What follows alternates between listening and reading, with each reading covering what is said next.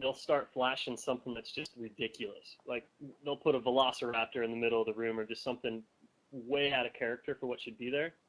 And your brain loses consciousness of that eye because it conflicts with what you think reality should be. And so it implies a lot of stuff about how, like, when we're young, we're conditioned to not accept certain things as reality, so it never gets tossed from our subconscious up into the working area of the conscious. Your brain filters out conflicting information just as a convenience. And so there's kinds of stories like that in, you know, that What the Bleep Do We Know or whatever, where they were saying, like, the Indians couldn't see the ships on the sailing because they were so different, right. And their shamans could see it. Mm-hmm. You know, I kind of dismissed that as, at the time, New Age, you know, whatever. But, you know, when they're doing these experiments, when they're introducing contradictory stimuli to the brain, it's patently obvious that the brain rejects stuff that's not, that it hasn't been programmed to accept. Mm-hmm. Which is, you know, why when people get into, like, meditation or, you know, psychedelics, all of a sudden they're seeing stuff that wasn't there before. And you know, it's been, the brain, a couple people have called it a filter, but science has kind of been proving that it is filtering a ton of stuff, and it doesn't get tossed up into the higher levels of your brain if it is confusing or distracting or just, you know, too far out there. Your brain's like, yeah, it's probably not really there. I'm not even going to let you be aware of it.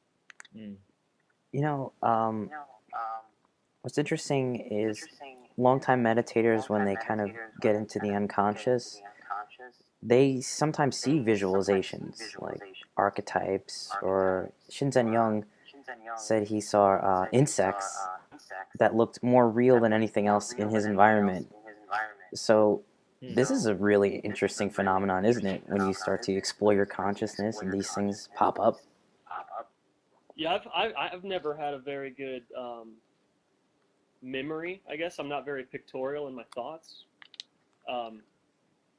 In fact, in a lot of the meditative stuff and even the hallucinogens and whatnot, I would just get insights. Like, I never got any visuals for the longest time, and then all of a sudden something shifted where I would, in just normal meditation, I'm seeing these photorealistic vistas and weird stuff that I'd never seen before, but it was like looking at a effing crystal clear photograph. I have no idea what it was. And I guess that's pretty a common step that people go through, apparently. It's just interesting. If that's not in your brain, then, you know, where, like, I don't, you know, it's kind of baffling to me, to be honest. Well, it gets back to the I'm sorry. I think we're off subject. It's hard to stay on track with these conversations. Yeah, I was just going to say, I think it gets back to the necessity for the hierarchy of worlds. Meaning, if you know that other worlds are there and that you can potentially stumble upon them and explore them, and you might even know some of the sites or what to expect in a certain way, I think that the preparation for that, in terms of the little that literature can do, or the little that traditional or contemplative group or path or whatever you want to say, the more that they can do to prepare you for those states and the sites and whatever that you encounter, the better off you're going to be. Yeah, for sure. You know, it's a map or whatever, which is helpful. Right. Before you go somewhere, you should have a map. Right. Yes. It's like going into the wilderness and having a little map to help you get over this mountain, and it's only so helpful, but the symbols and the little points do kind of orient you to get you along. Yeah, and I mean, symbols, like, I've been doing a lot of stuff on it lately. And at the point, you have to ask yourself, what isn't a symbol? If we're in a chain of being, and we recognize the fact that this reality is a reflection of a reflection, a shadow, let's say, of a spiritual hierarchy in the Neoplatonic tradition, or even the Platonic traditions and various others, they all say that this is a reflection of something that's higher.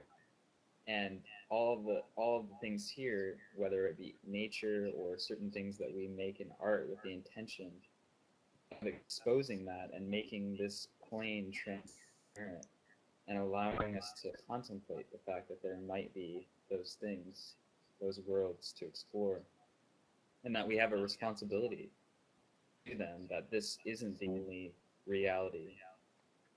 I think that opens up a lot of possibilities, and it gets to the importance of why we should have sacred art or sacred symbols in the first place, and especially by the mystics and the travelers who have already been to these places and come back and say, look, these are metaphors or symbols or myths for what is actually there, and there's an importance to them. And I think all of those different expressions, however it comes out, whether it be mythopoetics or however it comes out, it's going to be a very important thing to have in a culture, and not just to have it tightly locked up in certain small corners, but to actually put it out there as much as possible and give as much credit as one can to the reality of those things. Right, so I guess it would be cool to, so I guess what is our goal of exploring all this stuff and sharing it, I guess? It's to, for the benefit of,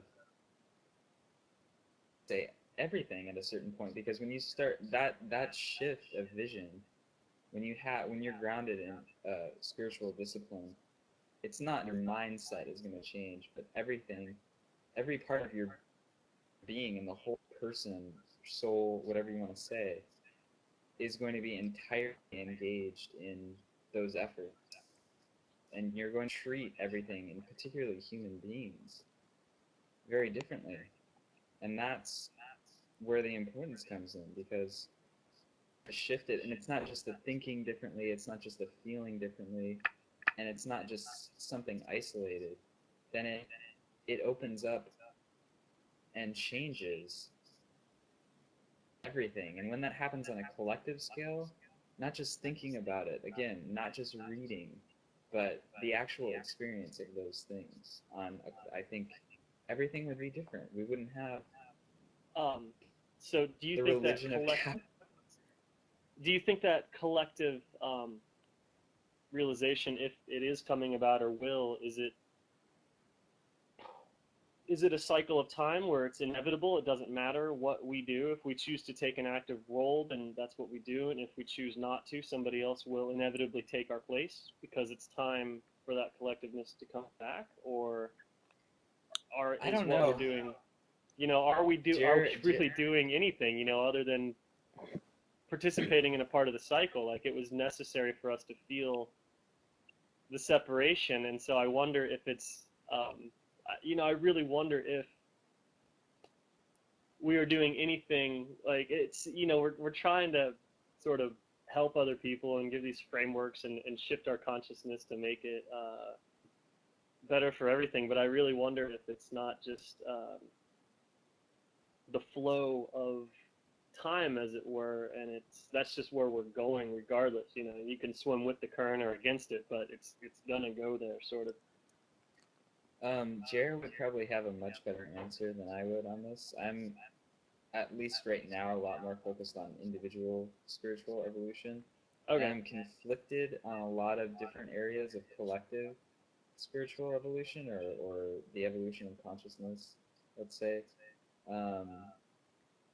Just because, I don't know, from my path, we're in the Kali Yuga right now, the Iron Age or whatever, in Indian mythology. So the golden, silver, bronze, and iron is like the last kind of stage. That's the eternal return, and each stage lasts like an incredibly long amount of years.